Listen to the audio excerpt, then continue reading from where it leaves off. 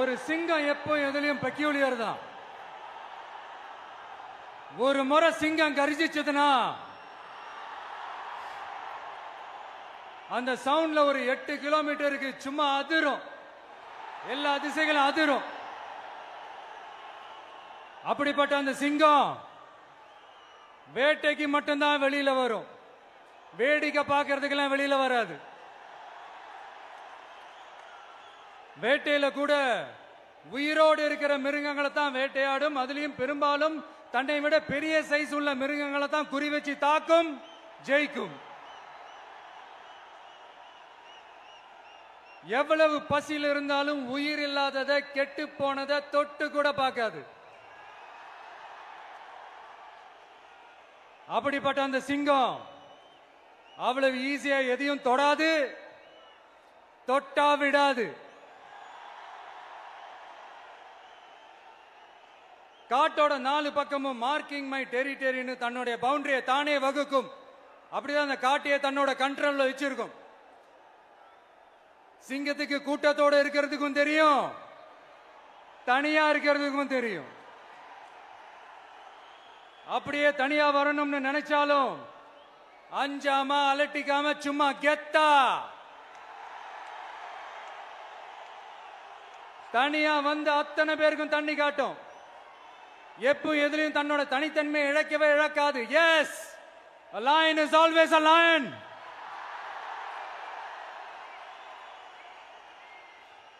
There are so many jackals and other animals in the forest, but there will be only one lion.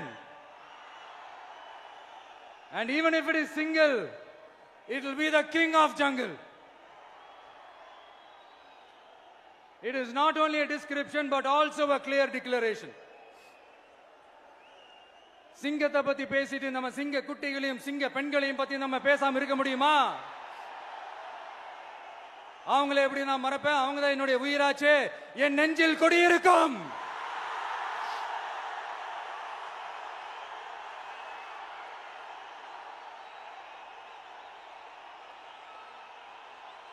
என்னுடைய தோழர்களுக்கும் தோழிகளுக்கும்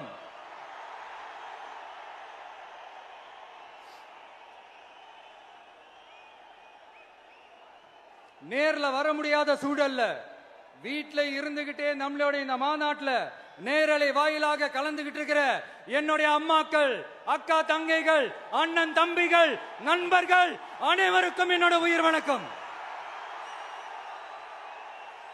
என்னோட உயிர் வணக்கம், என்னோட உயிர் வணக்கம்.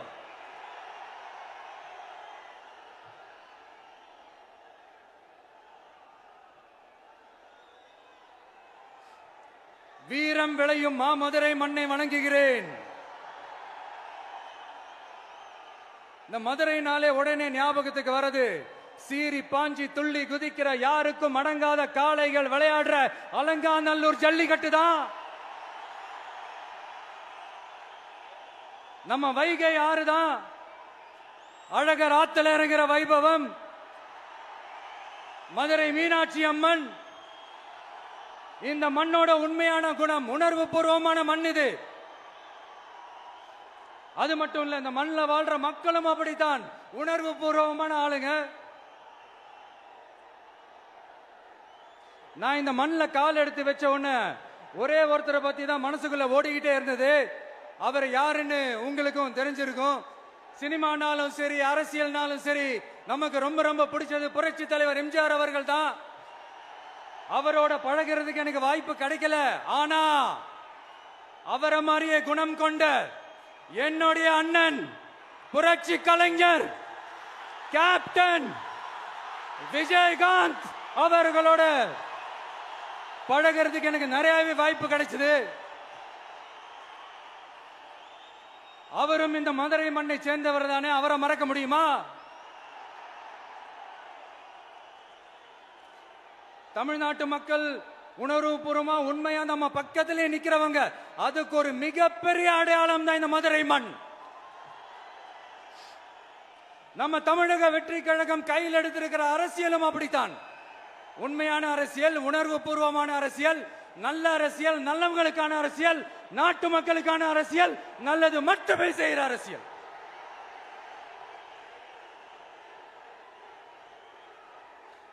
இதோ நம்மளுடைய இந்த இரண்டாவது மாநில மாநாடு வாகை சூடும் வரலாறு திரும்புகிறது. அப்படி இந்த மாநாட்டுக்கு பேர் வச்சிருக்கிறோம். 1967லயும் 1977லயும் நம்ம தமிழக அரசியல் ஒரு மிகப்பெரிய ஆட்சி அதிகார மாற்றங்கள் ஒண்ணு நடந்துச்சு இல்லையா? அதே மாதிரிதான் அடுத்த வருஷம் 2026ல அப்படி ஒரு வரலாறு திரும்ப போகுதுன்னு உறுதியா சொல்றதுக்கான மாநாடு தான் நம்மளோட இந்த இரண்டாவது மாநில மாநாடு.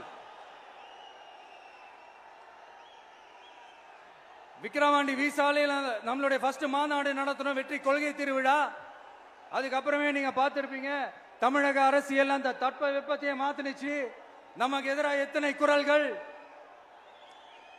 ஆனா உங்களுக்கு தான் நம்மளை பத்தி நல்லா தெரியுமே, எந்த குரலையும் காதலையே போட்டுக்காம மக்களோட குரலை மட்டுமே கேட்டுக்கிட்டு நமக்கு எதிராக வர அத்தனை கூக்குரல்களையும் சின்னதா ஒரு சிரிப்போடவே கடந்து வந்திருக்கிறோம். அது இல்லாம நம்ம மாநாட்டில் ஒலிக்கிற இந்த குரல் இந்த ஒற்றை தமிழ் மகனோட குரல் மட்டுமல்ல, ஒட்டுமொத்த தமிழ்நாட்டு மக்களுடைய குரல். தமிழ்நாட்டில் இருக்கிற ஒவ்வொரு வீட்டில இருந்தும் ஒலிக்கிற குரல், ஒட்டுமொத்த உலகெங்கும் வாழும் ஒவ்வொரு தமிழ் வீட்டிலிருந்தும் எழும் குரல். இந்த சினிமா என்கிற மாபெரும் கலை ஆயுதத்தின் வாயிலாக சாதி, மதம், இனம், பாலினம், மொழி கடந்து இந்த நாட்டின் மூளை முடுக்கெங்கும் ரசிகர்களாக இருந்து தோழர்களாக நம்மோடு பயணிக்க துவங்கியுள்ள அனைவரோடும் இணைந்த ஒவ்வொரு மனிதருக்காகவும் ஒலிக்கிற உரிமை குரல். மாநில உரிமைக்காக, பெண் உரிமைக்காக, சமூக நீதிக்காக, சமநீதிக்காக, மதச்சார்பின்மைக்காக உண்மையா ஒலிக்கிற குரல். அதனால் இந்த குரலுக்கு எதிராக இன்னும் இன்னும் எத்தனை எத்தனை குரல்கள் வந்தாலும் ஓங்கி ஒலிக்குமே தவிர ஒரு நாளும் ஓயவே ஓயாது. Yes, it is an unstoppable voice, an unstoppable force.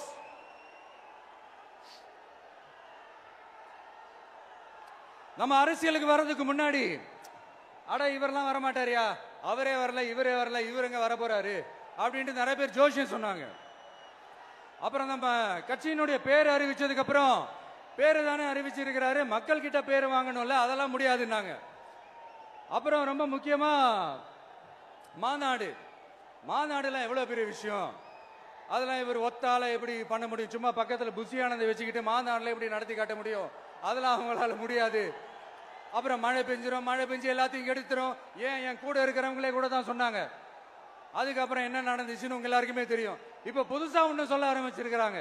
அது என்னடானா, ஆட்சியை பிடிக்கிறதெல்லாம் அவ்வளவு ஈஸி இல்லை இல்லையா.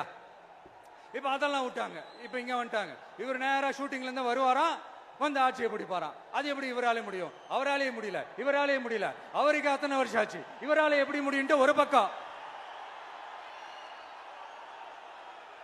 இன்னொரு பக்கம் கூட்டம்லாம் ஓகே தான், அது எப்படி ஓட்டா மாறும் அப்படின்றது இன்னொரு பக்கம்.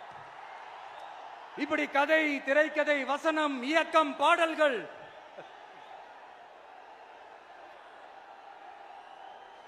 அதனால இந்த அரசியல் ஆய்வாளர்களுக்கு நான் சொல்றதெல்லாம் ஒன்னேதான், நல்லா கேட்டுக்கங்க. இந்த விஜய் ஏதோ இந்த பல லட்சம் பேர் கூடுற கூட்டத்தில் மட்டுமே இருக்கிறாரு அப்படின்னு மட்டும் தப்பு கணக்கு போட்டாதீங்க. ஏன்னா நம்மளுடைய இந்த கூட்டம் வெறும் ஓட்டா மட்டும் இல்லைங்க, வரப்போற தேர்தலில் மக்கள் விரோத ஆட்சியாளர்களுக்கு நாம வைக்க போற வேட்டா, நம்மளை கோட்டைக்கு அனுப்ப போற ரூட்டா இருக்க போதுன்னு சீக்கிரமாவே தெரிஞ்சுப்பீங்க. ஏன்னா கோடிக்கணக்கானவங்களோட ஹார்ட்லயும் வீட்லயும் ஏற்கனவே ஆல்ரெடி உயிரா, உணர்வா, உறவா இருக்கிறோம். நம்மளுடைய கனெக்ட் எல்லாம் வெறும் மக்களோட மட்டும்தான். நாம யாருன்னு அவங்களுக்கு தெரியும், அவங்க யாருன்னு நமக்கு தெரியும். நாமளும் நம்ம மக்களும் எப்படி இருக்கிறோம்னு எதிரிங்களுக்கு நல்லாவே தெரியும். இருந்தாலும் இந்த விஜய் எதுக்குப்பா வந்திருக்கிறாரு, இவர் என்ன புதுசா என்ன திட்டம்லாம் சொல்லிட்டாரு அப்படின்னு வேற நிறைய கேள்விகள். இந்த சொல்றேன் தெரிஞ்சுக்கங்க. பெண் குழந்தைகள், பெண்கள் மற்றும் வயசானவங்களோட பாதுகாப்புல தான் நம்ம பிரையாரிட்டியே. அடுத்து இளைஞர்கள், உழவர்கள், உழைப்பாளர்கள், நெசவாளர்கள், மீனவர்கள், ஆதரவற்ற முதியோர்கள், மாற்றுத்திறனாளிகள், மூன்றாம் பால் இனத்தவர்கள்னு இன்னும் யாருக்கெல்லாம் கவர்மெண்டோட ஒரு ஸ்பெஷல் அட்டென்ஷன் தேவையோ அவங்க எல்லாருக்குமான ஒரு கவர்மெண்ட் அமைக்கிறது தான் நம்ம இலக்கே. நான் ஏற்கனவே சொன்னதை தான் நான் திரும்பவும் சொல்றேன். நம்மளுடைய இந்த தமிழக வெற்றி கழகம் ஏதோ அரசியல் ஆதாயத்துக்காக தொடங்கப்பட்ட கட்சியெல்லாம் கிடையாதுங்க. கொள்கை கோட்பாடுகளோடு தந்தை பெரியார், பெருந்தலைவர் காமராஜர், அண்ணல் அம்பேத்கர், வீரமங்க வேலு நாச்சியார், மக்கள் சேவகர் அஞ்சலை அம்மாள், நம்மளுடைய 5 கொள்கை தலைவர்களோட வழிகாட்டுதல்களோடு தொடங்கப்பட்ட கட்சி. நம்ம ஸ்டாண்ட்ல நாம எப்பவுமே ஸ்ட்ராங்கா தாங்க இருக்கிறோம். அதுல எந்த மாற்றத்துக்கோ எந்த சமரசத்துக்கோ துளி கூட இடமில்லை. நம்மளுடைய ஒரே கொள்கை எதிரி பாஜக தான். நம்மளுடைய ஒரே அரசியல் எதிரி திமுக தான். எப்படி? நம்மளுடைய ஒரே கொள்கை எதிரி, நம்மளுடைய ஒரே அரசியல் எதிரி ஏதோ அண்டர் கிரவுண்ட் ஆதாயத்துக்காக டீல் போட்டுக்கிட்டு டீல் பேசிக்கிட்டு இந்த அலையன்ஸ் வச்சுக்கிட்டு இந்த ஊரை ஏமாத்துற கட்சி எல்லாம் நம்ம டிவிக்கே கிடையாதுங்க.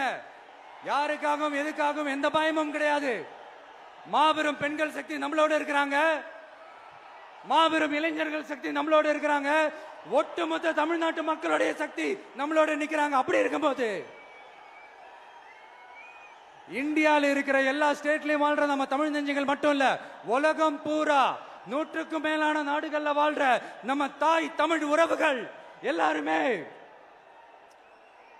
என்ன விஜய் தளபதி விஜய் இல்லனா விஜய் தளபதி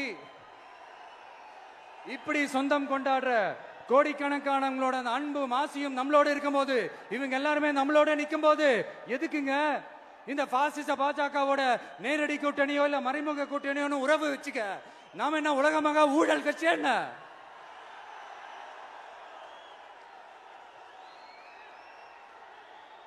நம்மளை பத்தி சின்னதா ஒரு உண்மை ஒண்ணு சொல்லலாமா? என்னடா இவர் வாயால இப்படி சொல்றாருன்ட்டு யாரும் தவறா நினைச்சுக்க வேணாம். ஏன்னா இது ஒரு விதத்துல ஒரு ஃபேக்டும் கூட. அதனாலதான் நான் சொல்லணும்னு ஆசைப்படுறேன். நம்ம யார் தெரியும்ல? நாம எல்லாருமே சொல்றேன். நாம யார் தெரியும்ல? இந்தியாவின் மாபெரும் மக்கள் சக்தி கொண்ட ஒரு மகத்தான வெகுஜன மக்கள் படை.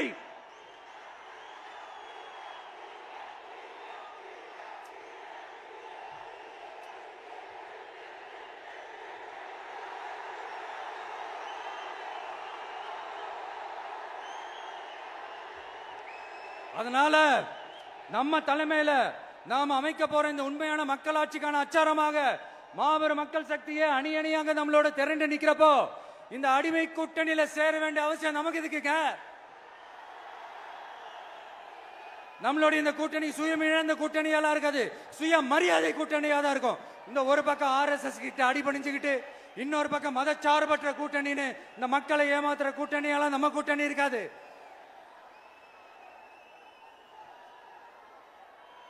நான் இப்பவும் சொல்றேன், நம்மளை நம்பி வர்றவங்களுக்கு ஆட்சியிலும் அதிகாரத்திலும் உறுதியாக பங்களிப்பு செய்யப்படும். உடனே இந்த கேள்விகள்லாம் வரும். அப்ப யாரு கூட்டணி, யாரு வரா, யாரு போறா, இந்த கேள்விகள்லாம் வரும்.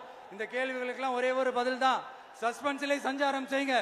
ஆனா ஒண்ணு, 2026ல 2 பேருக்கு நடுவுல தான் போட்டியே. ஒன்னு TVK, இன்னொன்னு DMK. இந்த போட்டி எப்படி இருக்க போதுன்னா, இந்த அலையன்ஸ் வச்சு எப்படியாவது நம்ம தப்பிச்சிடலாம். என்ன இந்த பழைய இந்த மேத்தமேட்டிக்ஸ் அரித்மேட்டிக்ஸ் இதெல்லாம் வச்சு எப்படியாவது நம்ம தப்பிச்சிடலாம் அப்படின்னு நினைக்கிறவங்களோட அந்த கனவு ஒரு நாளும் மைப்படாது. சரி, இப்ப நம்ம வேற ஒரு ஏரியாவுக்கு ஒண்ணு வருவோம். எதிர்காலம் வரும், என் கடமை வரும், இந்த கூட்டத்தின் ஆட்டத்தை ஒழிப்பேன்.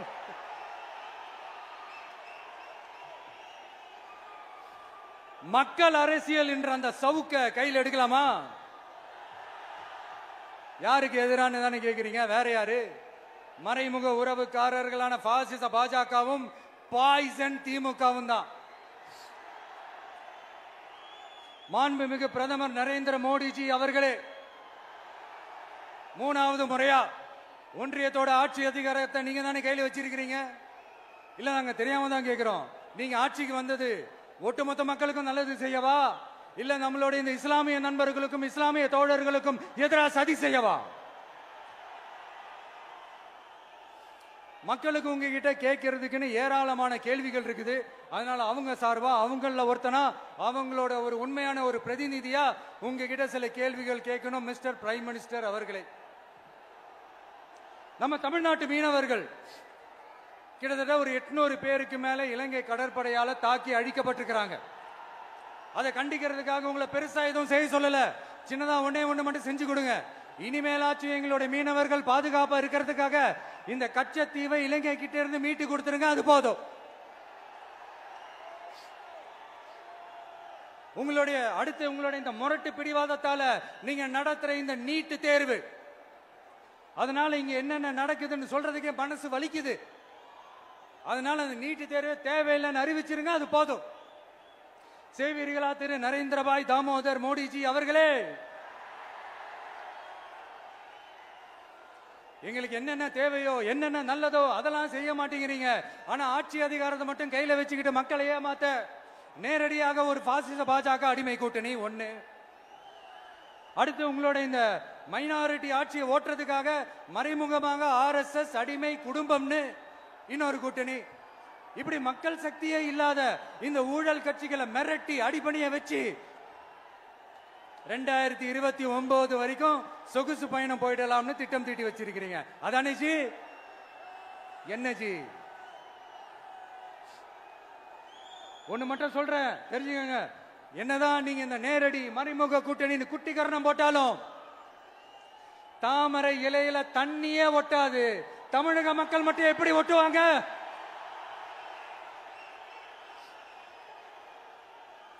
இங்க ஒரு MP சீட்டு கூட தரலன்றதுக்காக தமிழ்நாட்டுக்கும் தமிழ்நாட்டு மக்களுக்கும் எதுவுமே செய்யாம ஓரவஞ்சனை செய்யுது இந்த ஒன்றிய பாஜக அரசு. சங்கம் வச்சு தமிழ் வளர்த்த மண் இந்த மதுரை மண். அதனால இங்க அந்த கீழடியில கிடைச்ச ஆதாரங்களை எல்லாம் மறைச்சிட்டு எங்க நாகரிகத்தையும் எங்க வரலாறையும் அழிக்கிறதுக்காக உள்ளடி வேலை செய்யலாம்னு நினைக்கிறீங்க. தமிழ்நாட்டை தொட்ட என்ன நடக்கும் நீங்க பல உதாரணங்கள் இருக்குது. அதனால இதையெல்லாம் மறைச்சிட்டு எங்க மக்களை ஏமாத்திடலாம்னு மட்டும் நினைக்காதீங்க. மத நல்லிணக்கத்திற்கு பெயர் பெற்ற இந்த மதுரை மண்ணிலிருந்து சொல்றேன், உங்க எண்ணம் எல்லாம் ஒரு நாளும் ஈடேறாது.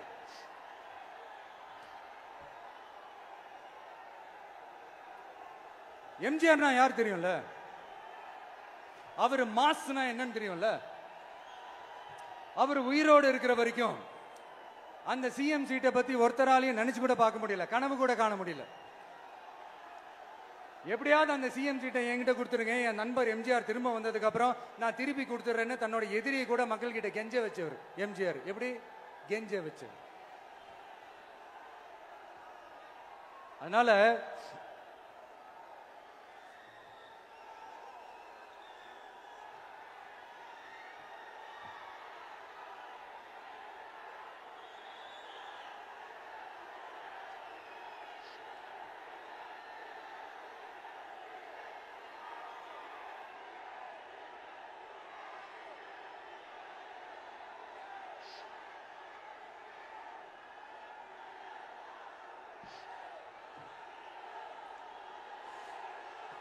ஆனா இப்போ அவர் ஆரம்பிச்ச அந்த கட்சியை, எம்ஜிஆர் அவர்கள் ஆரம்பிச்ச அந்த கட்சியை கட்டி காக்கிறது யாரு? இன்னைக்கு அந்த கட்சி எப்படி இருக்குது? அத நான் சொல்லிதான் உங்களுக்கு தெரியணுமா? அப்பாவி தொண்டர்கள் அதை வெளியில சொல்ல முடியாம வேதனையில தவிக்கிறாங்க. 2026 சட்டமன்ற தேர்தலில் யாருக்கு ஓட்டு போடணும், எப்படிப்பட்ட ஆட்சி இங்க அமையணும்னு அந்த அப்பழுக்கற்ற அந்த தொண்டர்களுக்கும் ரொம்ப நல்லாவே தெரியும். அதனால என்ன வேஷம் போட்டுக்கிட்டு பாஜக இங்க தமிழ்நாட்டுக்குள்ள வந்தாலும் அவங்க வித்தை எல்லாம் இங்க வேலைக்கே ஆகாது. இப்படி பொருந்தா கூட்டணியா இந்த பாஜக கூட்டணி இருக்கிறதுனால இப்ப ஆட்சியில இருக்கிற இந்த வெற்றி விளம்பர மாடல் திமுக என்ன செய்துன்னு தெரியும்ல? பாஜகவோட உள்ளுக்குள்ள ஒரு உறவை ஒண்ணு வச்சுக்கிட்டு வெளியில எதிர்க்கிற மாதிரி ஒரு டிராமா ஒண்ணு பண்ணிக்கிட்டு, எதிர்கட்சியா இருந்தா போங்க மோடின்னு பலூன் விடுறது, ஆளுங்கட்சியா இருந்தா வாங்க மோடின்னு கொடை பிடிச்சுக்கிட்டு கும்பிடு போடுறது. இது மட்டுமா? ஒரு ரைடுன்னு ஒன்று வந்துட்டா போதும். இது வரைக்கும் போகவே போகாத ஒரு மீட்டிங், அதை காரணம் காட்டி டெல்லிக்கு போறது, அங்க ஒரு சீக்கிரட் மீட்டிங் நடத்துறது. நல்லா நோட் பண்ணணும் மக்களே, அந்த மீட்டிங் அப்புறம் இந்த இஷ்யூ அப்படியே காணாம போயிருக்குமே. அதேதான் அதேதான். Stalin uncle, what uncle is very wrong uncle.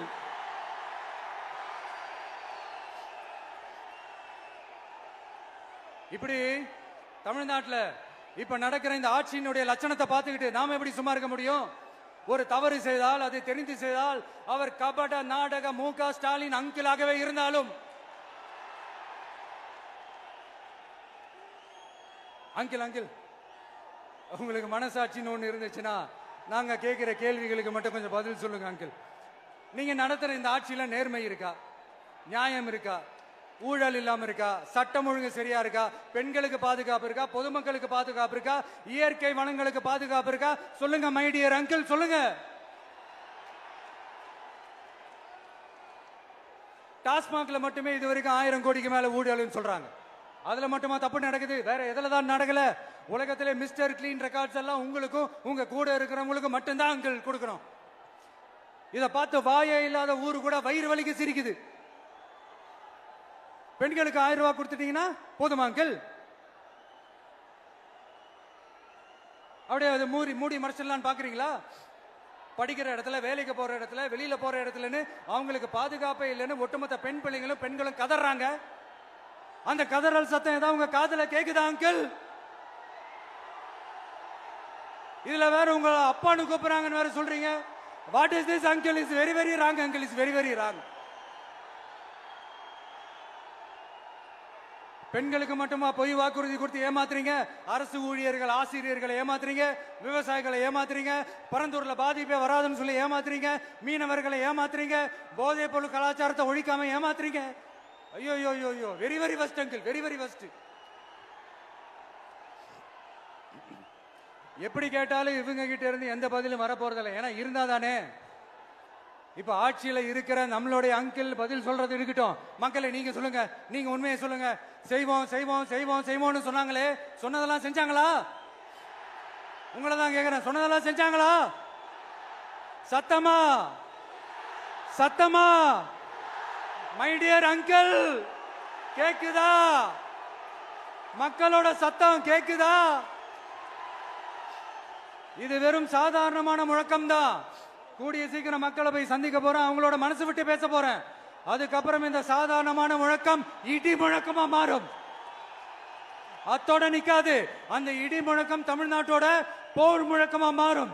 அந்த போர் முழக்கம் உங்களை ஒரு நிமிஷம் கூட தூங்க விடாது. நடக்குதா இல்லையான்னு பாருங்க. என்னடா இவன் இவ்வளவு ஸ்ட்ராங்கா சொல்றானேன்னு பாக்குறீங்களா? எல்லாரும் கட்சி ஆரம்பிச்சதுக்கு அப்புறம் தான் ஒவ்வொரு வீட்டுக்குள்ளேயும் போறதுக்கு ட்ரை பண்ணுவாங்க. ஆனா நாங்க அப்படி இல்லை. ஒவ்வொரு வீட்டுக்குள்ளேயும் போனதுக்கு அப்புறம் தான் கட்சியாவே ஆரம்பிச்சிருக்கிறோம்.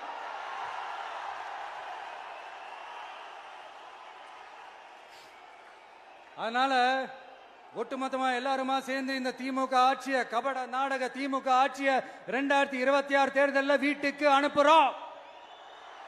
வீட்டுக்கு அனுப்புறோம். என்ன நண்பா, சரிதானே? என்ன நண்பி, செய்வீர்கள் தானே? இப்போ உங்களுக்கு சின்னதா ஒரு சர்ப்ரைஸ். நம்ம கட்சியினுடைய வேட்பாளர் பட்டியலை இப்ப நான் அறிவிக்க போறேன். மதுரை கிழக்கு வேட்பாளர் விஜய். இன்னும் முடிக்கல, ஒரு நிமிஷம், இன்னும் முடிக்கல. மதுரை மேற்கு வேட்பாளர் விஜய். மதுரை மத்தி வேட்பாளர் விஜய். மதுரை தெற்கு வேட்பாளர் விஜய். மதுரை வடக்கு வேட்பாளர் விஜய். மேலூர் விஜய். சோழவந்தான் விஜய். திருப்பரங்குன்றம் விஜய். திருமங்கலம் விஜய். உசிலம்பட்டி விஜய்.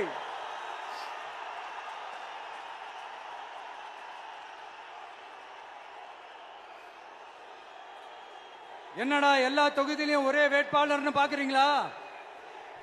234 தொகுதியிலும் இந்த விஜய் தான், அதாவது உங்க விஜய் தான் உங்க சின்னம்.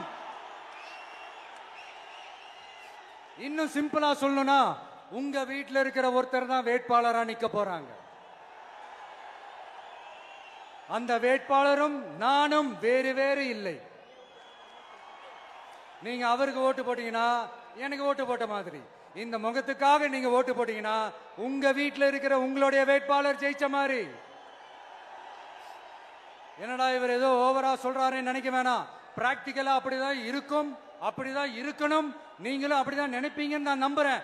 ஏன்னா இது நம்மளை விட நம்ம எதிரிங்களுக்கு இன்னும் நல்லாவே தெரியும். அதனால எல்லாம் இந்த அதிகார பலம் எல்லாத்தையும் தூக்கிட்டு வந்துருவாங்க. வரட்டும், பாத்துக்கலாம். TVK will take it, TVK will meet it, TVK will compete with it and TVK will conquer it, TVK will conquer it.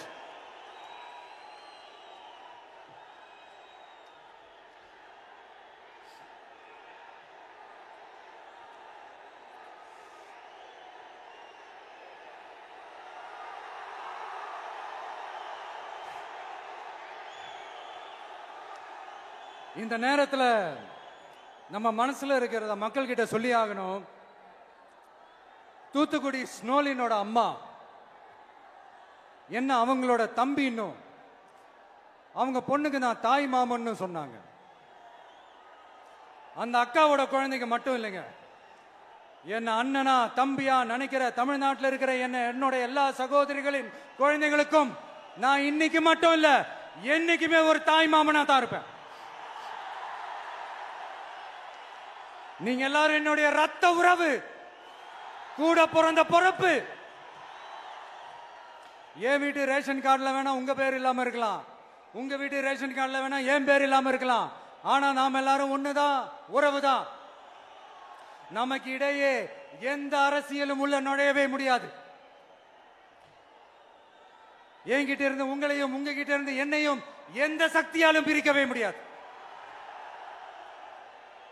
அப்புறம் நான் ஒன்னும் இந்த மார்க்கெட் போனதுக்கு அப்புறம், ரிட்டையர் ஆனதுக்கு அப்புறம் அடைக்கலம் தேடி அரசியலுக்கு வரல, படைக்கலனோட வந்திருக்கிறோம். பவர்ஃபுல் போர்ஸோட,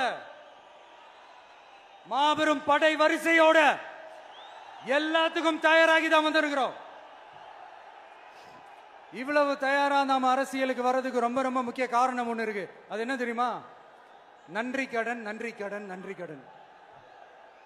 கிட்டத்தட்ட ஒரு 30 வருஷமா, 30 வருஷத்துக்கு மேல நீங்க தான், நம்ம மக்கள் தான் என் கூட நிக்கிறீங்க, எனக்காக நிக்கிறீங்க, என்ன தாங்கி பிடிக்கிறீங்க, மனசுல ஏந்தி பிடிக்கிறீங்க, தாய் அன்போட மடியில ஏந்திக்கிறீங்க. உண்மையை சொல்லணும்னா வேற யாரை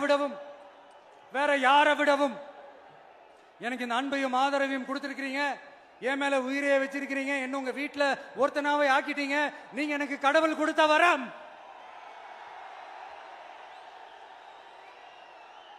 உலகம் பூரா நமக்காக நம்ம கூட நிக்கிற நம்ம மக்களை நான் எப்படி மறப்பேன்? நான் என் லைஃப்ல ரொம்ப உயிரா நினைக்கிறது பெண்களை, குழந்தைங்களை, இளைஞர்களை, உழைக்கிற மக்களை தான். இவங்க தான் நம்மளோட வகைரா. இத பார்த்துதான் நம்மளோட எதிரிகளுக்கு பத்தி எரியுது. அதுக்காக நாம என்ன செய்ய முடியும்? அதனால நம்ம உறவுகளை, சொந்தத்தை, வகைராவை யாருக்காகவும் எதுக்காகவும் விட்டு கொடுக்க முடியாது இல்லையா? Here at this moment among this August gathering, I want to open my heart and say I enjoy people, I respect people, I worship people.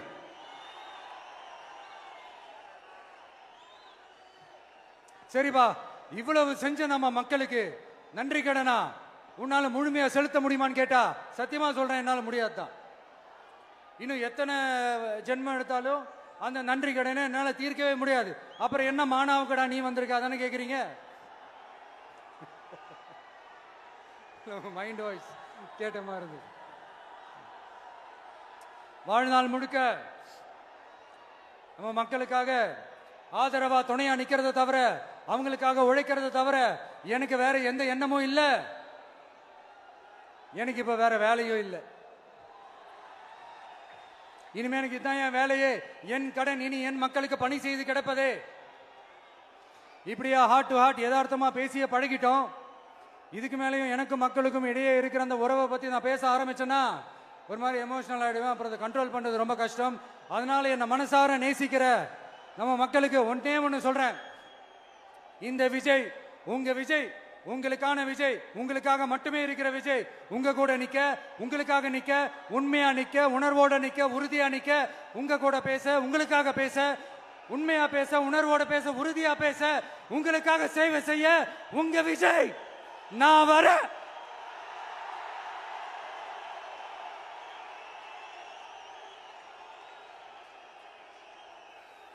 சொல்லல முக்கியம், செயல் செயல் செயல் தான் முக்கியம். செய்கை தான் சும்மா சிறப்பா இருக்கணும். நான் ஆட்சிக்கு வந்தேன்னா சும்மா அது செய்வேன், இது செய்வேன், நல்லது செய்வேன், உருட்டுவேன், புரட்டுவேன், அதெல்லாம் கிடையாது. செய்யறதுக்கு, நல்லது செய்யறதுக்கு, நல்லது செய்யறதுக்கு மட்டும்தான் இந்த விஜய். அப்புறம் ஒரு அரசியல் தலைவன் அவன் சினிமாக்காரனா, நல்லவனா, கெட்டவனா, இதெல்லாம் தாண்டி அவன் உண்மையானவனா, அதுதான் ரொம்ப ரொம்ப முக்கியம். இது சம்பந்தமா ஒரு குட்டி கதை ஒன்று சொல்றேன். ஒரு நாட்டில் ஒரு ராஜா தனக்கு பக்கபலமா இருக்கிறதுக்காக, கூட துணையா இருக்கிறதுக்காக ஒரு தளபதியை தேடுறாரு. சரியான தகுதிகளோட ஒரு 10 பேர் செலக்ட் ஆகுறாங்க. ஆனா அதுல ஒருத்தர் மட்டும் தான் செலக்ட் பண்ணணும். அதனால அந்த ராஜா என்ன பண்றாருன்னா ஒரு டெஸ்ட் வைக்கிறாரு. அந்த 10 பேர் கையிலையும் விதை நெல்லை கொடுத்து இதை நல்லா வளர்த்து கொண்டு வாங்க, ஒரு 3 மாசம் கழிச்சு வாங்கன்னு சொல்லி அனுப்பி வச்சிடுறாரு. 3 மாசம் கழிச்சு வரும்போது அதுல ஒருத்தர் ஆளு உயரத்துக்கு வளர்த்திருந்தாரு, ஒருத்தர் தோல் உயரத்துக்கு வளர்த்திருந்தாரு. அதுல ஒரு 9 பேரும் நல்லா வளர்த்து கொண்டு வந்திருந்தாங்க. ஒருத்தர் மட்டும் வெறும் தொட்டியோடவே வந்தாரு. என்னன்னு கேட்டதுக்கு, நானும் தண்ணி ஊத்தி ஊத்தி பாக்குறேன், உரம் வச்சு வச்சு பாக்குறேன், வளரவே மாட்டேங்குது ராஜா, என்ன பண்றதுன்னு தெரியலன்னு சொன்னதுக்கு ராஜா அவரை கட்டி அணைச்சிக்கிட்டு, இனிமே நீதான் என்னுடைய தளபதி, எல்லா அதிகாரமும் உனக்கு தான் சொன்னாரு. ஏன்னா அந்த 10 பேர் கையிலையும் ராஜா கொடுத்தது அவித்த விதை நெல், அது முளைக்கவே முளைக்காது. அந்த 9 திருட்டு பயலும் என்ன பண்ணிருக்காங்கன்னா வேற விதை நெல்லை வாங்கி அதை வளர்த்துட்டு ராஜாவையும் மக்களையும் ஏமாத்திருக்கிறாங்க. ஆனா இவர் மட்டும் உண்மையை போட்டு உடைச்சிட்டார். அதனால ஒரு நாட்டுக்கு திறமை எந்த அளவுக்கு முக்கியமோ அந்த அளவுக்கு உண்மையும் நேர்மையும் முக்கியம். இப்போ நீங்க எல்லாரும் தான் அந்த ராஜா. நீங்க தேர்ந்தெடுக்க போற அந்த தளபதி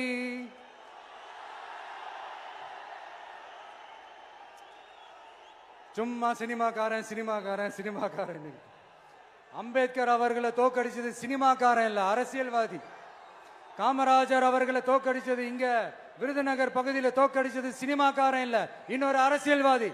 இன்னைக்கும் நம்ம கூட வாழ்ந்துட்டு இருக்கிற நல்ல கண்ணு ஐயாவை தோக்கடிச்சது சினிமாக்காரன் இல்ல, அரசியல்வாதி. இப்படிப்பட்ட நல்ல நல்ல தலைவர்களை எதிர்த்து நின்று தோக்கடிக்கணும்னு அந்த எண்ணத்தை உருவாக்குனது சினிமாக்காரன் இல்ல, அரசியல்வாதி. அதனால எல்லா அரசியல்வாதியும் அறிவாளியும் கிடையாது, எல்லா சினிமாக்காரனும் முட்டாளும் கிடையாது. கான்பிடண்டா இருங்க, நல்லதே நடக்கும், வெற்றி நிச்சயம். மீண்டும் சந்திக்கும் வரை நன்றி, வணக்கம்.